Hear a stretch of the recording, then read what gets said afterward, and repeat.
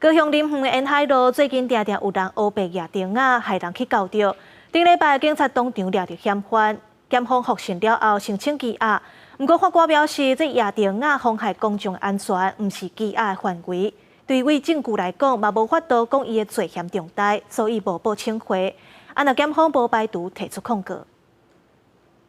骑车经过沿海路，姓陈的嫌犯被警方照现行犯逮捕，也查扣伊藏伫腰的大量铁钉仔，以涉嫌伫林园区沿海路4架野钉仔。检察官复审了后，照妨害公众往来安全和强制罪向法院申请羁押。不过法官认为无羁押原因，让这个查甫人无报请回，引发反弹。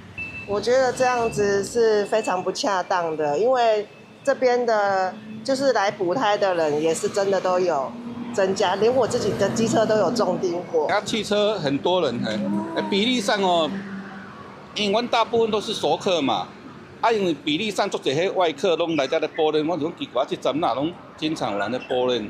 提进前共保车链所挽落来铁钉仔，沿海四路这2间汽机车维修业者拢发现，这半年来保练的人比平常时搁较侪，连业者家己乌多摆也捌插着钉仔。即摆这个查甫人煞跋都羁押，地方认为无合理，民代也接到袂少定情。居然让他无保请回，所以造成林园民众的民怨四起因为他们很担心自己的车子再次的受害。